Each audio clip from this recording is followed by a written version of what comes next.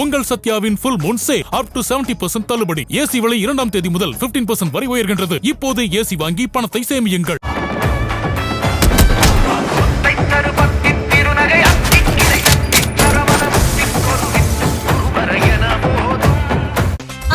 No compromise. உங்க சைடுலயும் எங்க சைடுலயும். It's a GT promise. GT Holidays, South India's #1 travel brand.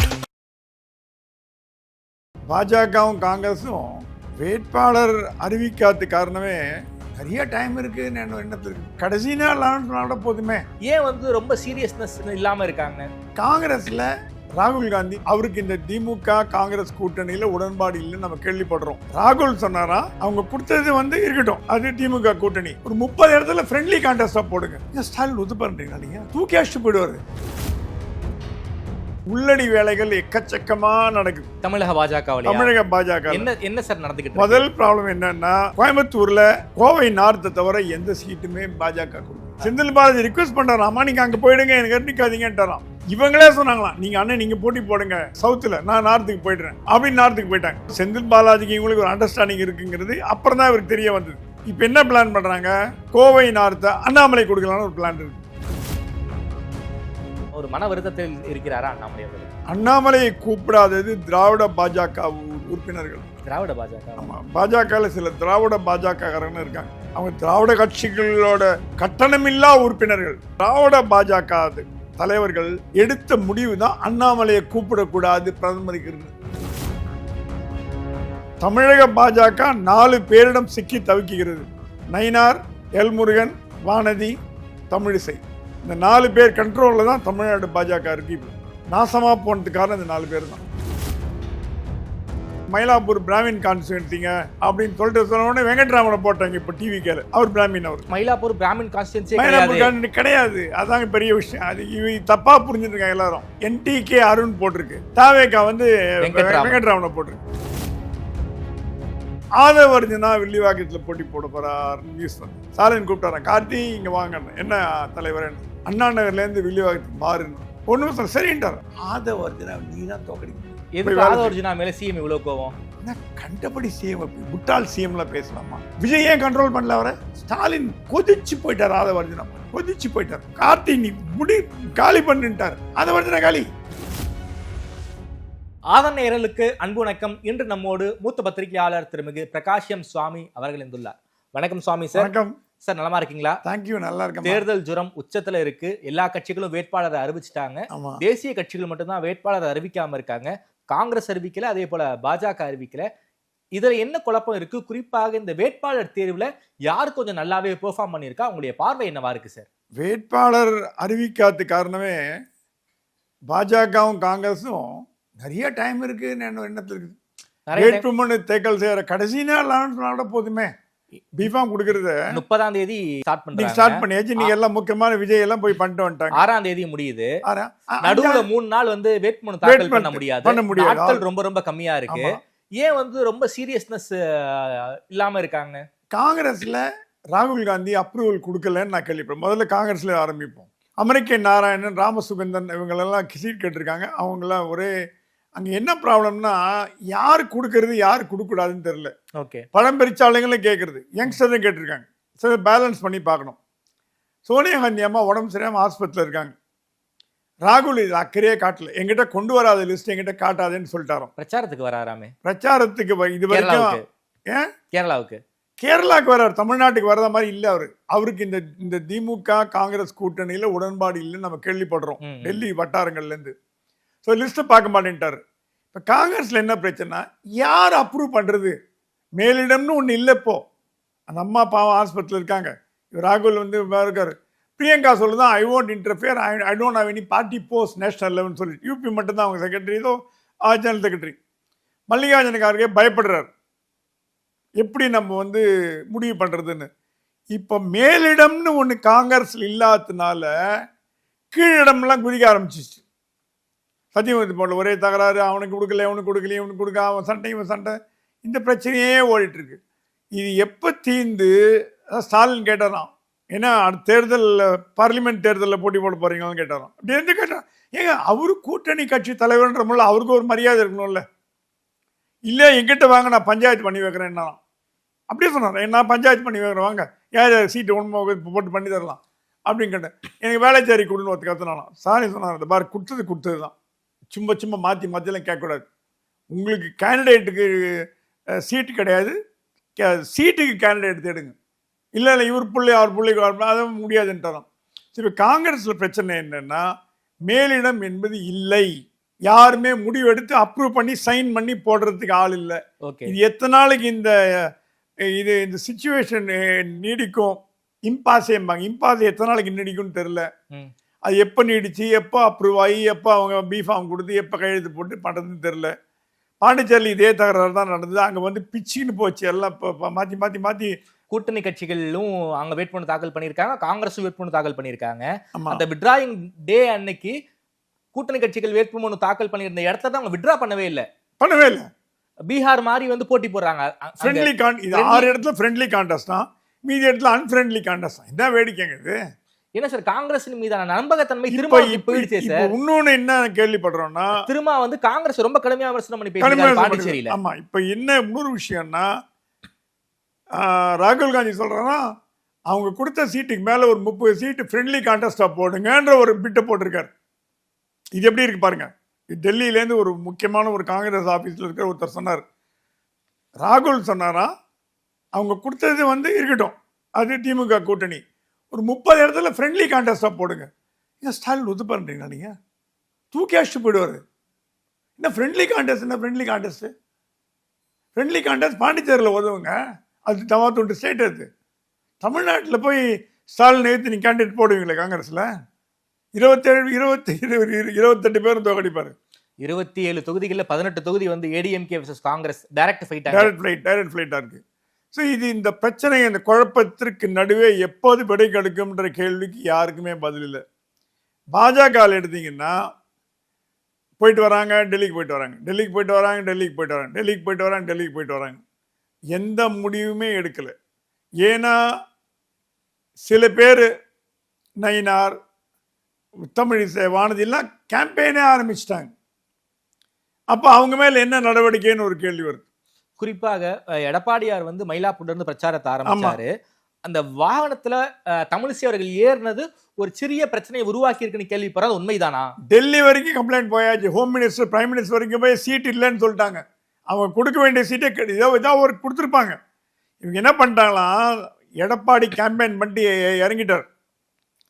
இந்த அம்மா வந்திருக்கு, நான் முன்னாள் கவர்னர், முன்னாள் பிரைம் மினிஸ்டர், முன்னாள் சீஃப் மினிஸ்டர்லாம் சொல்லி ஏற்றிருக்கு. எடப்பாடி சரி போனா பாட்ட கூட்டணி கட்சின்னு. ஏன்னா இதை விட என்ன ரொம்ப கிளவராக யாருக்குமே சொல்லாமல் இந்த வேலை பண்ண யாருமே வரல. நயினார் வந்தால் நயினார் மேலே ஏறி இருக்கலாம், நயினார் ஏறி இருந்தா கூட லாஜிக் இருக்கு. ஏன்னா ஒரு தலைவர், அவர் வந்து மயிலாப்பூர்ல போட்டி போட போறதுல அவர் வெளியே சாத்தூர் எல்லாருக்கும் தெரியும். இந்த அம்மா மயிலாப்பூர் கேட்டதுனால முன்னாடி போய் நின்றுச்சு. கரெக்டாக வரத்துக்கு ஒரு 2 மணி நேரம் முன்னாடி போய் நின்றுச்சு. நின்று கரெக்டாக பிளான் பண்ணி அடிச்சு இவங்களே வண்டியில் ஏறிட்டாங்க. ஏறி கை காமிச்சு கேண்டிடேட் மாதிரி பண்ண ஆரம்பிச்சு. இந்த ஃபோட்டோ கிட்ட எல்லாம் டெல்லிக்கு போய் அமித்ஷா பயங்கர கடுப்பாயிட்டாராம். வாட் நான் sense happening in Tamil Nadu, who authorise her to do it? Already கை நீட்டி வான் பண்ணது நமக்குலாம் தெரியும். வான் பண்ணி இங்கே மீட்டிங்கில் பேசுனது பார்த்துருக்கோம். இந்த வாட்டி சீட்டே கிடையாதுன்ட்டார். சீட்டே கிடையாதுன்ட்டாங்க. அப்போ என்ன இது கேட்குறாங்களா? ஏன் என்ன மட்டும் கேட்குறீங்க, மீதி 2 பேர் போய் கேன்வஸ் பண்ணுறாங்களா? அவங்கள கேட்கலையா? வேலைச்சேரில் சூர்யா கேன்வஸ், அவங்கெல்லாம் ஒர்க்கு தான் பண்ணுறாங்க. இப்போ மயிலாப்பூரில் ராஜ்குமார் ஒர்க் பண்ணுறாருன்னா அவர் சீட்டாக கேட்குறாரு. ஒர்க் பண்ணுறது தப்பு இல்லையே. நான் தான் பிஜேபி கேண்டிடேட்னு என்ன ராஜ்குமாரோ சூர்யாவோ சொன்னாங்களா? இல்லை. கட்சிக்கு வேலை பண்ணுற மாதிரி ஏதோ நல்ல காரியங்கள், திட்டங்கள்லாம் பண்ணிட்டு வராங்க. கிடைக்கும்னு எதிர்பார்த்தாங்க, கிடைச்சா கடைக்காட்டி போகிறது. அதனால நடவடிக்கை எடுக்க முடியாது. ஆனால் ஒரு முதலமைச்சர் கேண்டிடேட்டோட வண்டியில் ஏறி மயிலாப்பூரில் நீ கேட்டிருக்கீங்க சீட்டு, கேட்காம இருந்தால் இப்போ வேலைச்சேரில் ஏறினா பரவாயில்ல, மயிலாப்பூரில் சீட் கேட்டு ஒரு சீன் கிரியேட் பண்ணி நான் தான் கேண்டிடேட்னு கிரியேட் பண்ணி, அப்போ அமித்ஷாவையும் மோடியும் நீங்கள் ஏமாத்துறீங்களான்னு ஒரு மூத்த தலைவர் கேட்டார் என்கிட்ட. எங்கள் அமித்ஷா மோடி என்ன பைத்தியக்காரங்களா, கட்சி நடத்துகிறவங்க, நீங்கள் பாட்டு உங்கள் இஷ்டத்துக்கு எல்லாம் பண்ணுவீங்க போச்சு. அமித்ஷா சொல்கிறார் சீட் கிடையாதுன்ட்டாரான். இது என்ன பிரச்சனைன்னா, இது வந்து உள்ளடி வேலைகள் எக்கச்சக்கமாக நடக்குது தமிழக பாஜக. என்ன சார் நடந்துக்கிட்டு? முதல் ப்ராப்ளம் என்னன்னா, கோயம்புத்தூரில் கோவை நார்த்தை தவிர எந்த சீட்டுமே பாஜக கொடுக்கல. ஆமா, ஒரே தொகுதி. கொங்குல வந்து அதிமுக எந்த அளவுக்கு ஸ்ட்ராங்கோ அந்த அளவுக்கு பாஜகவை ஸ்ட்ராங் ஆக்கிட்டார் அண்ணாமலை. எல்லாருக்கும் தெரியாது. அந்த அளவுக்கு இல்லாட்டி கூட ஓரளவுக்குன்னு வச்சுக்க, அந்த அளவுக்குன்னு வேணாம், அதிகப்படி ஓரளவுக்கு அது 80%, அது 70%, 60% இப்போ தான் ஆகிட்டார். அண்ணாமலை போட்டி போட்டு நேரோ மார்ஜினில் தான் தோத்து போனார். கோயம்புத்தூர் ஒரு 4-3 கவுண்டம்பாளையம் இந்த மாதிரி கேட்டிருக்கலாம். அதிமுக என்னன்னா நம்ம கோட்டையிலையும் ஓட்ட போட்டாங்கன்னா அப்புறம் நம்ம கொங்கு பெல்ட் நமக்கு பவர்ஃபுல்னு காட்டுறது எப்படி? நம்ம பவர், நம்ம ஸ்ட்ரென்த்தை காட்ட வேணாமா? ஏதோ போனா போகிறது ஒன்று வானதி கொடு அப்படின்ற மாதிரி கொடுத்துருக்காங்க. அது சவுத்து தான் முதலில் வானதிக்கு ஒதுக்கப்பட்ட தொகுதி. எனக்கு தெரிஞ்சு கோவை தெற்கு தான் கொடுக்கப்பட்ட தொகுதி. செந்தில் பாலாஜி அந்த சீட்டை கேட்குறாருன்னு தெரிஞ்ச உடனே செந்தில் பாலாஜி அண்ணன் நீங்கள் சவுத்தை கொடுங்க, நான் நார்த்து எடுத்துக்கிறேன். அது எடப்பாடிக்கு அப்புறம் தான் தெரிய வந்தது. ஸோ செந்தில் பாலாஜிக்கு இவங்களுக்கு ஒரு அண்டர்ஸ்டாண்டிங் இருக்குங்கிறது அப்புறம் தான் இவருக்கு தெரிய வந்தது. ஏன் நார்த்து போனால் சரி ஏதோ ஒரு தொகுதி எடுத்துக்கன்னு சொல்லி விட்டார். அப்புறம் கேட்டாராம், செந்தில் பாலாஜி எதிர்த்து கண்டெஸ்ட் பண்ணா தோத்துருவோம், செந்தில் பாலாஜி ரிக்வெஸ்ட் பண்றாராம், அம்மா நீங்க அங்க போயிடுங்க, எனக்கு எண்ணிக்காதீங்கன்றாராம். அம்மன் அர்ஜுன் நான் பாத்துக்கிறேன்ட்டாராம். இவங்களே சொன்னாங்களாம், நீங்க அண்ணன் நீங்க போட்டி போடுங்க சவுத்துல, நான் நார்த்துக்கு போயிடுறேன் அப்படின்னு நார்த்துக்கு போயிட்டாங்க. ஸோ இது பாஜகலையும் பிடிக்கல, அதிமுகலையும் பிடிக்கல. ஏன்னா அதிமுக சொல்லலாம், அப்ப நீங்க என்ன செந்தில் பாலாஜியோட அண்டர்ஸ்டாண்டிங்கா? இப்ப என்ன பிளான் பண்றாங்க? கோவை நார்த்தை அண்ணாமலை கொடுக்கலான்னு ஒரு பிளான் இருக்கு. ஏன்னா அண்ணாமலை கோயம்புத்தூர் கொடுக்கணும். இது ஒரு பக்கம் பிரச்சனை ஓடுது. மறுபக்கம் பிரச்சனை பார்த்தீங்கன்னா மயிலாப்பூர்ல யாரு கொடுக்கறதுன்னு குடும்பப்படி சண்டை. அமித்ஷா வரைக்கும் மயிலாப்பூர் அது பிகம் நேஷனல் ஃபேமஸ். இப்போ ஒரு சின்ன மயிலாப்பூர் தொகுதி அமித்ஷா கேட்டாரா, மயிலாப்பூர் என்ன நடக்குது? மயிலாப்பூர் உற்சவம் நடந்துகிட்டு இருக்கு, கபாலிக்கு பங்குனி உற்சவம் நடக்குது. மயிலாப்பூர்ல கேட்டாங்களாம், கருணாகரன் போட்டி போடுறாரு, தமிழிசை போட்டி போடுறாங்க, திருப்பதி நாராயணன் போட்டி போடுறாங்க, எல்லாம் போட்டி போடுறாங்க. 10 பேர், சூர்யா, கேடி ராகவன் எல்லாம் கேட்டாங்களாம். சொன்னார் எல்லாம் விடு. ஃபார்மர் மேயர் ஒருத்தர் இருந்தார், என்னமோ கராத்தே, எங்க புடி என்ன அவர் ஏடிஎம்கே இருந்தாலும் மேயர் போஸ்ட்ல இருந்தார். அடையாறுல இருக்கிறதுனால அவர் மயிலாப்பூர் தொகுதி அவருக்கு ரொம்ப பரிச்சயமான தொகுதி. அது இல்லாமல் அவர் திராவிட கட்சிகளோட வீக்னஸ்லாம் தெரிஞ்ச ஒரு தலைவர். ஸ்டாலின் வந்து மேயராக இருக்கும்போது, இது முதல்வராக இதுவாக இருக்கும்போது இவர் இங்கே இருந்தார், அமைச்சராக இருக்கும்போது இருந்தார், துணை மேயராக இருந்தார், அப்புறம் ஆக்டிங் மேயராக இருந்தார். அவர் ஏடிஎம்கே டிஎம்கே எல்லா கட்சிகளும் அவர் நண்பர்கள் எல்லாரும் பிடிச்சி வச்சிருக்காரு. அவரு கேட்டிருக்கார். அப்புறம் என்ன சொன்னாங்கன்னா, அது மயிலாப்பூர் பிராமின் கான்ஸ்டியூன்சிங்க அப்படின்னு சொல்லிட்டு சொன்ன உடனே வெங்கட்ராமனை போட்டாங்க. இப்போ டிவிக்கேல அவர் பிராமின். அவர் ஆனா மயிலாப்பூர் பிராமின் கான்ஸ்டியூன்சி கிடையாது. அதாங்க பெரிய விஷயம். அது தப்பா புரிஞ்சுருக்காங்க எல்லாரும். என்டிகே அருண் போட்டிருக்கு, தாவேகா வந்து வெங்கட்ராமனை போட்டிருக்கு. இப்போ திருப்பதி நாராயணன் போட்டிங்கன்னா 3 கார்னர் ஃபைட் ஆகிடும். ஸோ நாராயணன் எம்பி கூட ராஜ்யசபா கொடுத்துக்கலாம்னு சொல்லிட்டு கராத்தே பேர் அடிப்பட்டு தான். ஸோ இப்போ என்ன போச்சு, பிராமின் அசோசியேஷன்லாம் கோயிச்சு எழுந்து போச்சு. பாஜக ஆன்டி பிராமின் கட்சி, அந்த உண்மையை போய் நமக்கு தெரியாது. அனதர் திராவிட கழகம் இஸ் பிஜேபின்னு சோசியல் மீடியா எழுத ஆரம்பிச்சிட்டாங்க பிராமின். அதுவும் இல்லாம மயிலாப்பூர் பிராமின்ஸ் மத்தியில வந்து பாஜகவுக்கு எதிராக ஒரு மைண்ட் செட் இருக்கு போல இருக்கே சார். அந்த மயிலாப்பூர் இந்து பர்மனன்ட் ஃபண்ட், அதான் சொல்ல வரேன். மயிலாப்பூர் இந்து பர்மனன்ட் ஃபண்ட் ஏமாத்தி தேவநாதன் யாதவ் பிஜேபி கூட்டணியில் என்டிஏல போன வாட்டி சிவகங்கா போட்டதுனால என்டிஏ போனி ஆகாதுன்னு தெரிஞ்சுதான் ஏடிஎம்கே தட்டி விட்டுருச்சு பிஜேபிக்கு. அதுதான் விஷயம். மயிலாப்பூர் கொடுக்கறதா இல்லை அவங்க, ஏன்னா காயத்ரி இருக்கிறாம், கௌதமி எல்லாரும் கொடுக்கறதா இருந்தது. அப்போ இன்டெலிஜென்ட்லேருந்து போச்சான், அண்ணே மயிலாப்பூர் போனி ஆகாது, வேலூர் ரொம்ப strong, DMK Vellore second time போட்டி போடுறாரு. அதுவும் இல்லாம வந்து அந்த மயிலாப்பூர் ப்ராவிடன்ட் ஃபண்ட்ல அவருமே கொஞ்சம் ஓரளவுக்கு அவங்க கூட சப்போர்ட்டிவா. மயிலாப்பூர் ப்ராவிடன்ட் ஃபண்ட்ல டெபாசிட் இருக்கு, ஆதரவா குரல் கொடுத்தது வேலூர், கூப்பிட்டு வச்சு பேசினாரு. அப்ப என்ன பண்ணாங்க தெரியுமா உங்களுக்கு, ஒரு கம்யூனிட்டி பீப்புள் வந்து வேலூர் மிரட்டி பேருக்கு நீ என்ன தலையிடன்னு கேட்டிருக்காங்க. அவர் சொன்னார், நான் என் தொகுதி மக்களுக்கு நான் பண்ணேங்க, எனக்கு இதில் ஒன்றும் இன்ட்ரெஸ்ட் கிடையாது. என் தொகுதி மக்கள்லாம் வந்து அழுறாங்க என்கிட்ட, 80 வயசு கிழமை, 60 வயசு கிழவங்க, 70 வயசு கிழவங்கலாம் அழுறாங்க, பணத்தை போட்டுட்டு. நான் ஜாதி மதம்லாம் பார்க்குற ஆள் கிடையாது, அவங்களுக்கு ஹெல்ப் பண்ணேன் அப்படின்னு. இந்த விஷயம் தெரிஞ்சுதான் எடப்பாடி என்ன பண்ணார்னா டைரக்டாக பிஜேபி கொடுத்துட்டார். இப்போ பிஜேபி போட்டுன்னா வேலு ஒரே ஒரு கேம்பெயின் பண்ணுவார், மக்களே மயிலாப்பூர் இந்து பர்மனன்ட் ஃபண்ட்ல எவ்வளோ பேர் இழந்தீங்க எல்லாம் கை தூக்குவாங்க. மயிலாப்பூர் இந்து பர்மனன்ட் பணம் லூஸ் பண்ணவங்க யாரு, எல்லாம் பெரும்பான்மை மயிலாப்பூர் முழுக்க பாதி போட்டிருக்காங்க. நாட் ஒன்லி பிராமின்ஸ் எல்லாருமே எல்லாம் போட்டுருக்காங்க. பிராமின் கிடையாது, எல்லாம் ஏழை பாழை கடை வைக்கிற சின்ன டெபாசிட்டுக்கு இப்போ அதெல்லாம். அவர் தேவநாதன் யாதவ் யாரு, அவர் வருது, அவர் மேலே ஏகப்பட்ட கேஸ் இருக்குது. அவர் என்ன பண்ணாரு, என்டிஏல போட்டி போட்டாரு, பிஜேபி ஆதரவாளர். போன வாட்டி சிவகங்கையில் போட்டி போட்டு உங்க பணத்தெல்லாம் திருடி என்டிஏ கோசர செலவு பண்ணிட்டார். கோவிந்தா கோவிந்தா பிஜேபி. இதான் நடக்க போகுது. ஏன்னா வேலுக்கு லட்டு மாதிரி பாயிண்ட். போன வாட்டியாவது நடராஜ் எதிர்த்து போட்டி போட்டார், கொஞ்சம் டஃப் ஃபைட் கொடுத்தார் நடராஜ், எனக்கு கொஞ்சம் மார்ஜின் கம்மியாக இருந்தது. என்ன நடராஜ் டிஜிபி கிஜிபி. இந்த வாட்டி யாரை போட்டாலும் மயிலாப்பூர் இண்டு பர்மனன்ட் ஃபண்ட் தான் ஜெயிக்க போகுது. வேலு கை கொடுக்கும் போது Mylapore into permanent fund. So அதனால் மயிலாப்பூர் வந்து they don't want take a chance. So karate மாதிரி போட்டால் கொஞ்சம் டஃப்பாக இருக்கும், டஃப் ஃபைட் கொடுக்கலாம். சார் லாஸ்ட் இன்டர்வியூல வந்து பிடிஆர் வருவாரு, நீங்க பிடிஆர் வருவான்னு தான் சொல்லிட்டு இருந்தாங்க. அவருக்கு மூர்த்தி வேண்டாம், அப்புறம் ஸ்டாலின் கூப்பிட்டனால மூர்த்தி பிடிஆர்லாம் விட முடியாது, நீங்கள் அவரை எடுத்து அகாமடேட் பண்ணுங்கன்னு கொடுத்துட்டார். அது ஒரு வருஷம் சுமூகம் முடிஞ்சு போச்சு. சுந்தரை போட்டாங்க அங்கே. சுந்தர் வந்து நல்ல மனிதர் தான், பட் சுந்தர் வந்து பிடிஆருக்கு ஈடாகுமான்னு நமக்கு தெரியாது. ஓகே சரி, இப்போ பாஜக அடுத்த வேலைக்கு வரும். காஞ்சிபுரத்தில் நடராஜ் சாஸ்திரிகள்னு ஒருத்தர் இருக்கார். காமாட்சி அம்மன் கோயிலோட ஸ்தானிகர், சீஃப் பிரீஸ்ட் அவர் தான். அம்மனை தொட்டு பூஜை பண்ணக்கூடிய ஒரு ஆள், ஆர்எஸ்எஸ்காரர். ரொம்ப ரொம்ப ஆண்டு காலமாகவே வாஜ்பாய் எல்லாம் வந்து கோயிலுக்கு கூட்டு வந்து எல்லா பிஜேபி லீடர் மோடியிலேருந்து எல்லாரும் கோயிலுக்கு வந்திருக்காங்க. அவர் அப்ளை பண்ணாராம். அப்ளை பண்ணோடனே அமித்ஷா டெல்லியெல்லாம் பார்த்து எல்லாம் ஓகே பண்ணியாச்சு, எல்லாம் ஃபைனல் பண்ணிடுச்சு.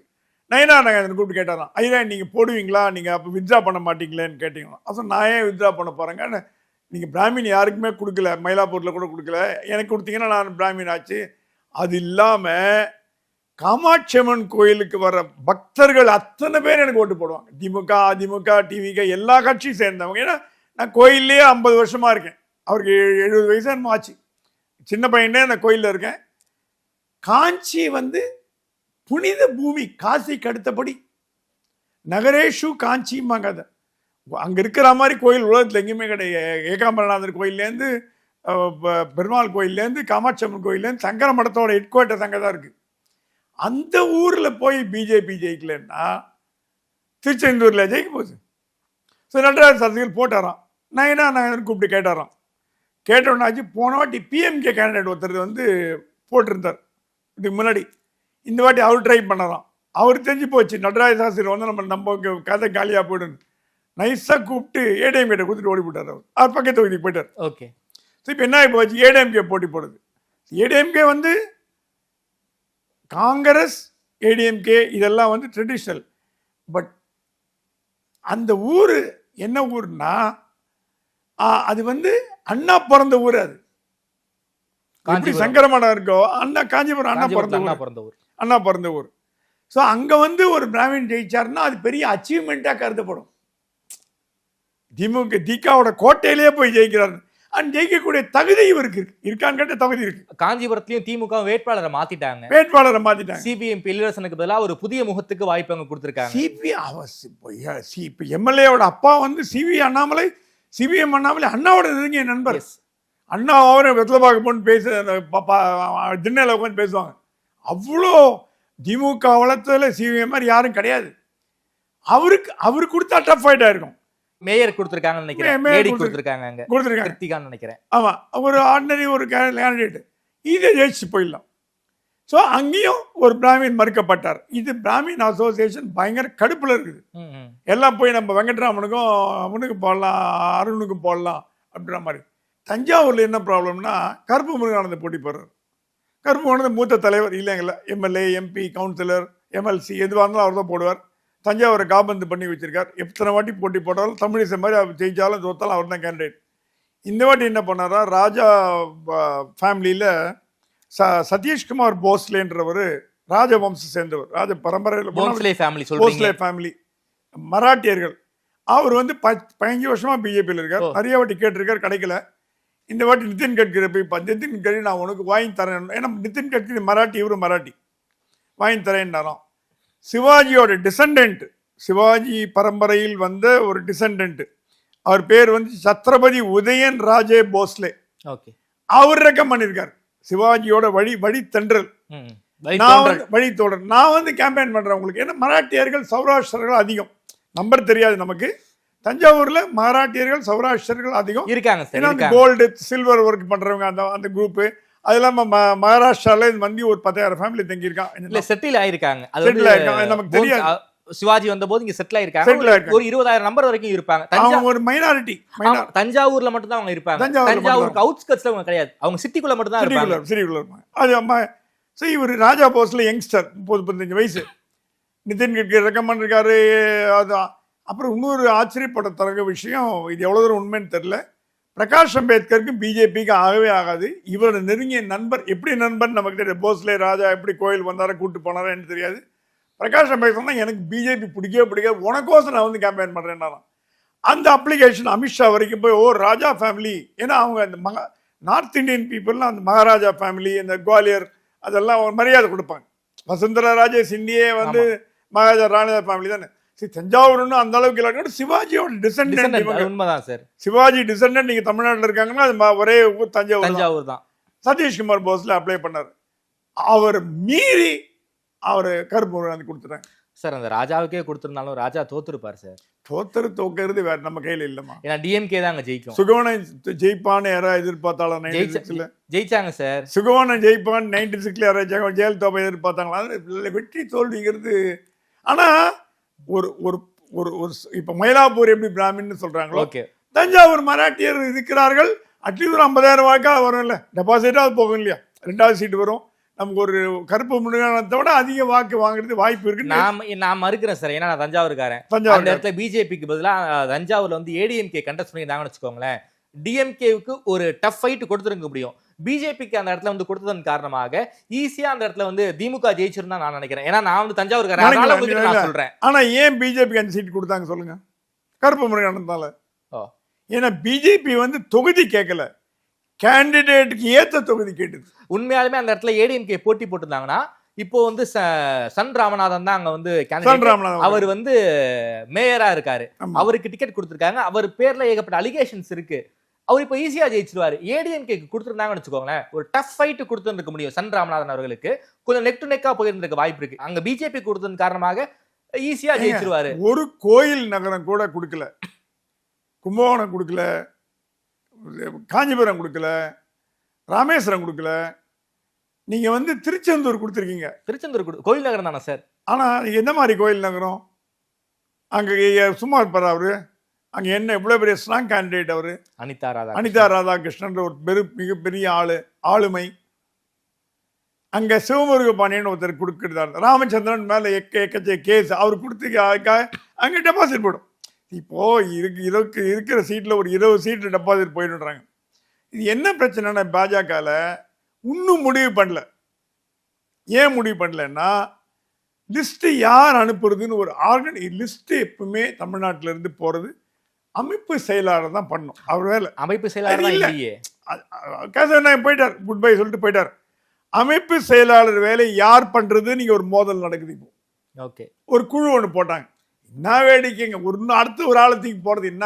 ஏன் பிஜேபி தூங்குதுன்னு தெரியல. தலைவர் தேசிய தலைவர் தேர்தலையும் தூங்கித்து, இதுலயும் தூங்கித்து. ஒரு அவங்க ஆர்எஸ் ஒரு ஆள் எடுத்தீங்கப்பா, நீ எடுத்து போப்போ, நீ முடிஞ்சு போச்சு. சத்தியமூர்த்தி பவனோட மோசமா கோஷ்டி பூசல் இருக்கு. சத்தியமூர்த்தி பவன் ஆர்எஸ்எஸ் சொன்ன 4 அமைப்பு செயலாளரை பாஜக ரிஜெக்ட் பண்ணிடுச்சான். ஆர்எஸ்எஸ் சொல்லிடுச்சான், எங்களை விட்டுருங்க, நாங்க இனிமே ரெக்கமெண்ட் பண்ண மாட்டோம், நீங்களே உங்க ஆளுங்களை போட்டுக்கங்க. எங்கன்னா நடக்குமாங்க? இந்த மாதிரி தமிழ்நாட்டில் கேள்விப்பட்டிருக்கீங்களா? ஆர்எஸ்எஸ் சொல்ற வாக்கு தான் வேத வாக்கு. ஆர்எஸ்எஸ் சொல்ற கப்சிப்புன்னு கேட்கணும். இப்ப திராவிட கட்சியிலேருந்து வந்த தலைவர்களுக்கெல்லாம் ஆர்எஸ்எஸ் மேல மரியாதையே கிடையாது. அது அன்பார்ச்சுனேட்லி ட்ரூ. அது உண்மையான ஆர்எஸ்எஸ் தலைவர், பாஜக தலைவர் எங்கிட்ட வருத்தப்படுறாங்க. எங்களுக்கெல்லாம் நாங்கெல்லாம் ஆர்எஸ்எஸ் எழுந்து நிற்போம், மரியாதை கொடுப்போம், ஏன்னா தாய் கழகம் அது. இவங்கெல்லாம் மதிக்க மாட்டுறாங்க, டெல்லி நடவடிக்கை எடுக்க மாட்டேங்கிறதுன்னு. ஸோ இப்போ இந்த லிஸ்ட் யார் அனுப்புறது, யார் அப்ரூவ் பண்றது? பியூஷ் கோயல் கேட்டு வாங்கியது எடப்பாடி. ஏன்னா இணக்கமா போவாருங்கிறது. இணக்கமா போயிட்டார். நீங்க பாண்டா வச்சிருந்தீங்க தண்ணி காமிச்சிருப்பாரு. அதான் எடப்பாடி மூலம் தான், எனக்கு பாண்டா வேண்டாம், எனக்கு பியூஷ் கோயல் தான் போகணும். பியூஷ் கோயல் நான் சொல்ல பேச்சு கேட்பார். பல்வேறு காரணங்கள். என்ன காரணம்? இப்போ மோடி மட்டும் நேர்மையா இருந்து கட்சி நடத்த முடியாதுங்க. மோடி நேர்மை தான், ஏன்னா அவர் குடும்ப ஃபேமிலி கேமிலி புள்ள குட்டி ஒன்றும் கிடையாது. அவர் ஏதோ அவர் சாப்பாட்டுக்கு செலவு பண்ணுறாரு, இந்த செலவு பண்ணுறது கிடையாது, எந்த கெட்ட பழக்கமும் கிடையாது எனக்கு தெரிஞ்சு. ஆனால் மற்ற கட்சியில் மற்ற அமைச்சர்கள்லாம் இப்போ ஜெய்சங்கர் நிர்மலாம் ஆனஸ்ட், எல்லாருமே ஆனஸ்டாக இருக்காங்களா? இல்லை. அது எல்லாருக்கும் தெரியும் யார் யார் யார் யார் என்ன பண்ணுறாங்கன்னு, அது யார் யார் எங்கே வேலை போகிறாங்கன்னு எல்லாருக்கும் தெரியும். ஸோ அந்த மாதிரி பியூஷ் கோயலை கேட்டு வாங்கி அவரை சரி பண்ணி இவர் கேட்டபடி கையெழுத்து போட்டார்னா அமித்ஷா பைத்தியக்காரங்க, அவருக்கு தெரியாதா? அமித்ஷா சொன்னார் லிஸ்ட்டை மாற்றினா இன்டெலிஜென்ஸ் வழியாக ரிப்போர்ட் வாங்கி. இப்போ 5 ரிப்போர்ட் இருக்கு டெல்லிட்டு. பியூஷ் கோயல் கொடுத்தது ஒன்று, அதிமுக அப்ரூவ் பண்ணது, நயினார் அப்ரூவ் பண்ணது, பாஜக தலைமையகத்துலேருந்து அப்ரூவ் பண்ணது, அப்புறம் வேறு ஏதாவது 100 லிஸ்ட். 5 லிஸ்ட்டு, 5லும் ஒரே பேர் இருந்தால் ஈஸி, வேற வேற பேர் இருக்கு. சார், அண்ணாமலை எதுவும் மன விரதத்தில் இருக்காரா? நீங்க சொன்னீங்க அண்ணாமலை கோவை வழக்கில் போட்டி போடலாங்கிறீங்க. ஆனா நமக்கு கிடைக்கிற செய்திகள் ஒரு போட்டி போட மாட்டாரு, ஒரு மன வருத்தத்தில் இருக்காரு. பிஎம் கேரளாவுக்கு பிரச்சாரத்துக்கு போயிருக்காரு, கோயம்புத்தூர் ஏர்போர்ட் வழியா தான் அவர் போயிருக்காரு. அந்த வரவேற்பு தரக்கூடிய குழுவில் அவர் பேர் இருந்துச்சுங்கிறாங்க, இல்லைங்கிறாங்க. ஆனாலும் அவர் ஆப்சென்ட் ஆயிருக்காரு. என்ன சார் காரணம்? ஒரு மன வருத்தத்தில் இருக்கிறாரா அண்ணாமலை அவர்கள்? அண்ணாமலையை கூப்பிடாதது திராவிட பாஜக உறுப்பினர்கள். திராவிட பாஜக? ஆமா, பாஜக சில திராவிட பாஜகக்காரங்க இருக்காங்க. அவங்க திராவிட கட்சிகளோட கட்டணமில்லா உறுப்பினர்கள், அன்பெய்டு ஒர்க்கர்ஸ், அன்பெய்டு மெம்பர்ஸ், அப்படி அது கட்சிங்க. ஆனால் இவங்க குத்திக்கிறதெல்லாம் மோடி, தாமரை அதெல்லாம் குத்திப்பாங்க. ஆனால் மனசார பார்த்தீங்கன்னா திராவிட கட்சி, அந்த திராவிட பாஜக தலைவர்கள் எடுத்த முடிவு தான் அண்ணாமலையை கூப்பிடக்கூடாது பிரதமருக்கு. பிஎம் கேட்டாராம், வேர் இஸ் அண்ணாமலை? பதிலே நோ, இடின் கம்மிட்டாங்களாம். அதுக்கு வானதி ஒன்று சொல்லியிருக்காங்க, அண்ணாமலை பேரும் இருந்தது, ஆனால் அவர் வரவில்லை, என்ன காரணம் என்று தம்பியிடம் கேட்கிறேன். வரலன்னா ஃபோன் பண்ணி அண்ணாமலை ஏன் வரலன்னு கேட்க முடியாதா? அப்படி உண்மையாக உங்களுக்கு என்ன இருந்ததுன்னா ஒரு 1 hour முன்னாடியே எல்லாருக்கும் ஃபோன் பண்ணி சொல்கிற மாதிரி அண்ணாமலை உங்கள் பேர் இருக்குது, நீங்கள் வாங்கன்னு சொல்லியிருக்கலாமே வானதி.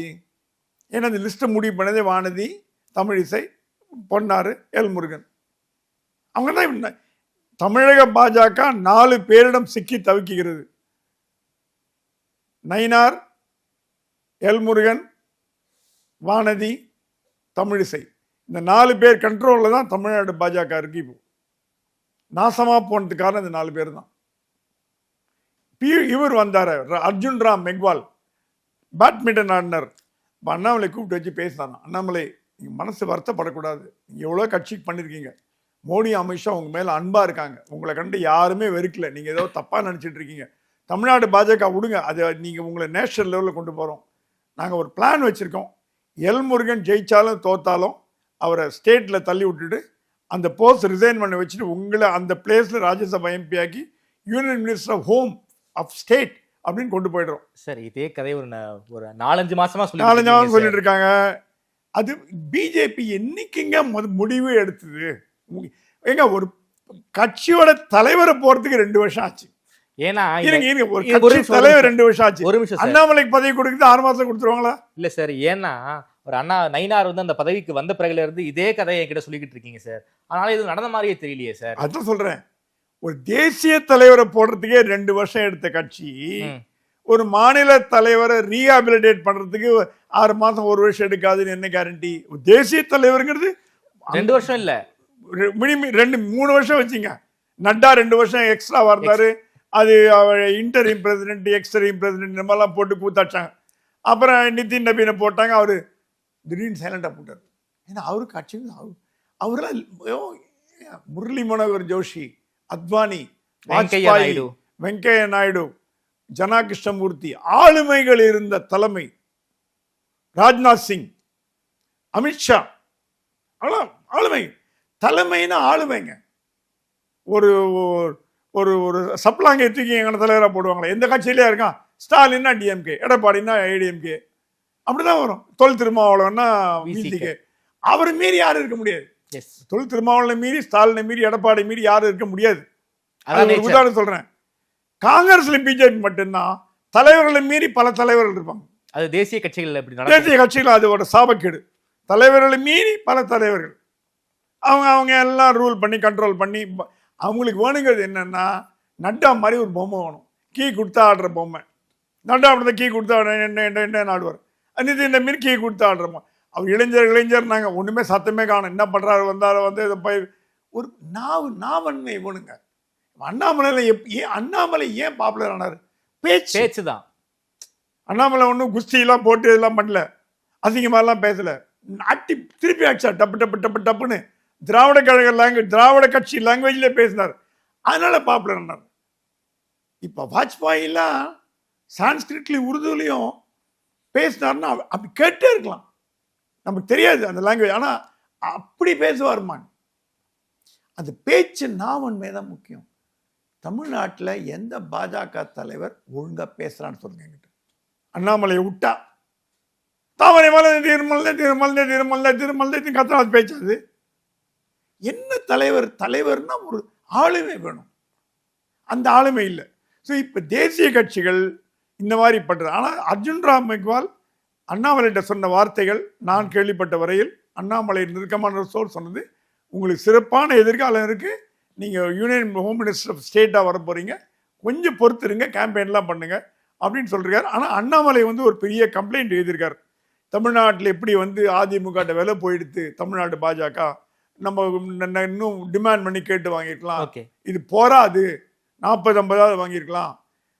எடப்பாடி ஏன் அண்ணாமலை எடுத்தார்னா, அண்ணாமலை இருந்தாருன்னா டஃப் நெகோசியேட்டர் இருப்பார், 60 சீட்டு குறைஞ்சி ஒத்துருக்க மாட்டார், அமித்ஷாவோட மைண்டை பண்ணியிருப்பார். அதனால தான் முதல்ல இந்த கூட்டணி வரதுக்கு முன்னாடியே எடப்பாடி போகணும், எடப்பாடி அண்ணாமலை போகணும்னு சொல்லி இப்போ கூட்டணி எடப்பாடியோட சிக்னல் கை கண்ணாசையில் தான் நடக்குது. அண்ணாமலையோட எடுத்தாச்சு, பாண்டாவோட எடுத்தாச்சு, இவரை கொண்டு வர கொண்டாது, பியூஷ் கோயல் கொண்டாச்சு. அப்போதான் நம்மளை கேட்டாராம், அண்ணா திராவிட முன்னேற்ற தலைவர் சொல்லபடி கேட்பதற்கு தமிழ்நாடு பாஜக தலைவர்கள் எதற்கு, தலைவர்கள் எதற்கு அப்படின்னு கேட்டிருக்காரு. அவர் கேட்டதுல என்ன தப்பு இருக்குன்னு எனக்கு தெரியல. ஓகே சார், கடைசி கேள்வி திமுக சார்ந்து கேட்கும்னு நினைக்கிறேன். சென்னையில் பல புதிய முகங்களுக்கு வாய்ப்பு கொடுத்துருக்காங்க, பல எம்எல்ஏக்களை வீட்டுக்கு அமைச்சிருக்காங்க, குறிப்பாக பல பேர் தொகுதி மாற்றியிருக்காங்க. பரந்தாமன் அவர் நல்ல கேண்டிடேட்டு, அவருக்கு பதிலாக அந்த இடத்துல தமிழன் பிரசன்னா அவர்களுக்கு கொடுத்துருக்காங்க. அதே போல் வெற்றி அன்பழகனை ட்ராப் பண்ணியிருக்காங்க வில்லிவாக்கத்தில். அங்கே ஒரு புதிய முகம், அதுவும் அண்ணா நகரில் வேலை பார்த்துக்கிட்டு இருந்தவரை கொண்டு போயிட்டு வில்லிவாக்கத்தில் போட்டிருக்காங்க. என்ன கணக்கு சார் இதெல்லாம்? எழும்பூரில் டிஎம்கே எம்எல்ஏ ஒரு அமைச்சரை பகைச்சிட்டார். அமைச்சரோட மோதி, அதுவும் சிட்டிங் அமைச்சர், சென்னை நகரத்து அமைச்சரோட மோதி எங்கான இருக்க முடியுமோ? முடியாது. சேகர் பாபு சொல்றீங்களா? அது யாருன்னு எனக்கு தெரியாது. ஒரு அமைச்சர் கூட மோதினார்னா அதுக்கு உண்டான பலனை பரந்தாமன் அனுபவிச்சார். அந்த இடத்துல மேயர் பிரியாவை போடுறதா இருந்தது. மேயர் பிரியா ஆல்மோஸ்ட் சொல்லிட்டாங்க. மேயர் பிரியா என்ன பண்ணாங்க, இந்த அமைச்சரை மீறி உதயநிதியை போய் பார்த்துட்டாங்க. உதயநிதினா ஓகே பார்க்கலாமா, அவர் என்ன முடிவு ஐயா நான் எம்எல்ஏ சீட்டு ஒன்று. அமைச்சர் கேட்டாராம், என் கண்ட்ரோலில் இருந்து நீ எப்படி தனியாக உதயநிதியை போய் பார்த்த? கடைசியில் அந்த அமைச்சர் சொல்லணும்னு மேயர் பிரியாவுக்கு போச்சு. 3 மேயர் கொடுத்தீங்க, பிரியா கொடுக்கவே இல்லையே. ஸோ எழும்பூரில் தமிழன் பிரசன்னாக்கு வாய்ப்புகள் இருக்கலாம். பரிதி இளமொழுதி இருந்த தொகுதி, அது டிஎம்கே தொகுதி. தமிழன் பிரசன்னா ஜெயிக்கிறதுக்கு வாய்ப்பு உண்டு, நமக்கு தெரியாது. ஆனால் தமிழன் பிரசன்னா வந்ததுக்கு காரணத்துக்கு பின்னாடி இந்த 3 பேக்ரவுண்ட் இருக்கு. ஓகே, அதுதான். அது அப்புறம் ஸ்டாலின் சொன்னாராம், இந்த பொம்பே வேணாம், பிரியா வேணாம், தமிழ் பிரசன்னா போட அவன் மேலே கேட்டார், கொடுத்துட்டான், அது முடிஞ்சு போச்சு. மோகன் அண்ணா நகரில் சிறப்பாக செயல்பட்ட ஒரு எம்எல்ஏ. இந்த வாட்டி தான் ஆக்சுவலாக அண்ணா நகர் ஒரு கான்ஸ்டிடுவன்சி ஆற்காடு வீரசாமி.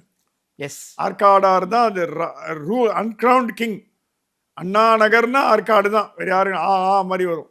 அவருக்கு உடனே இவர் கொடுத்தாங்க, பையனை எம்பி ஆக்கியாச்சு. டாக்டர் கலாநிதி வீராசாமி எம்பி ஆகிட்டாங்க, இவர் மோகன் கொடுத்துட்டாங்க. இந்த வாட்டி என்ன ஆச்சா, மோகன் பையன் கார்த்திக் மோகனுக்கு எம்எல்ஏ. ஏன்னா உதயநிதியும் கார்த்திக் ரொம்ப க்ளோஸ் ஃப்ரெண்ட்ஸ். நிதிஷ் இவங்கெல்லாம் ஒரு குரூப், ஒரு யங்ஸ்டர் குரூப். அவரை அண்ணா நகரில் போடுறதுக்கு பிளான் பண்ணியிருந்தாங்க.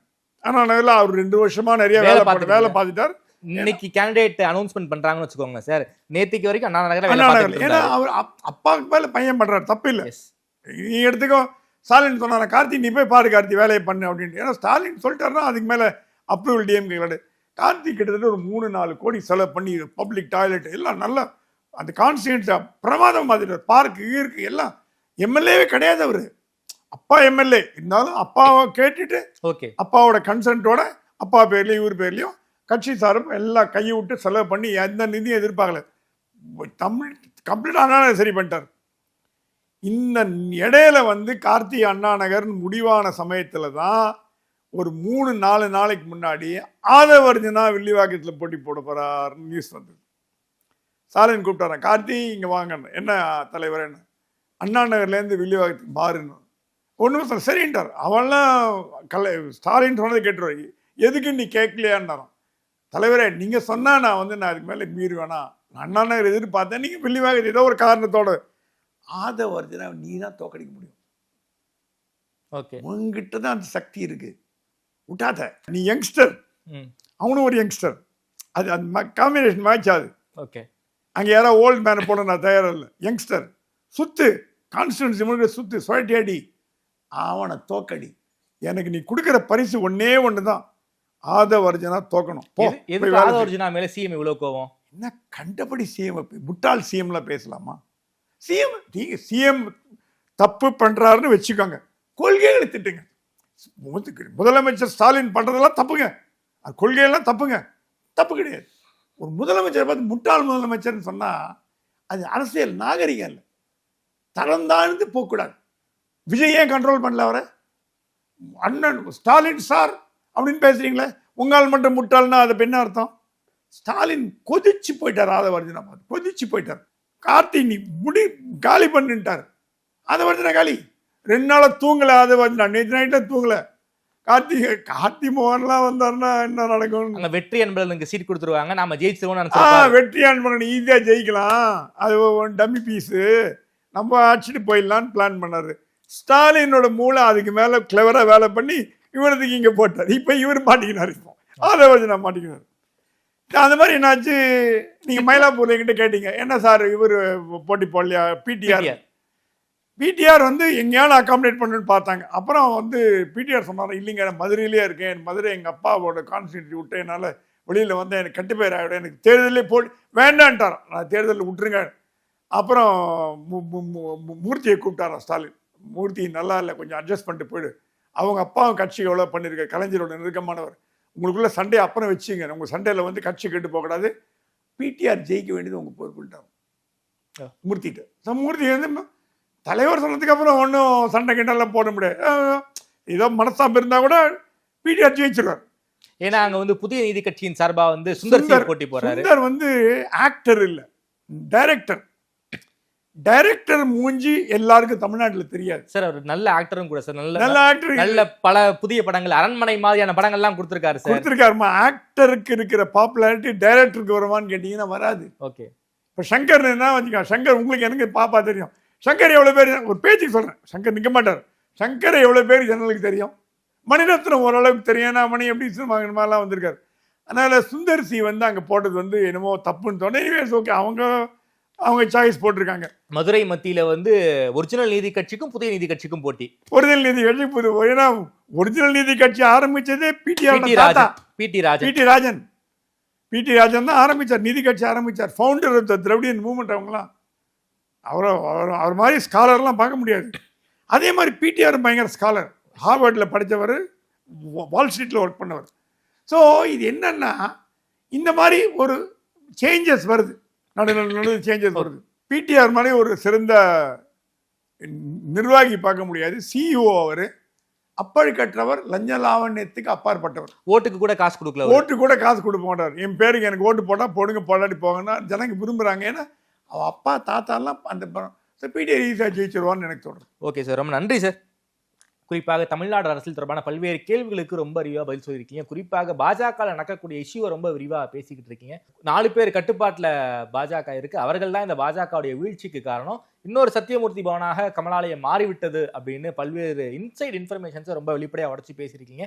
நேரில் வந்து நேரம் கொடுத்து பேசியமைக்கு நன்றி சுவாமி சார். நன்றி, தேங்க்யூ.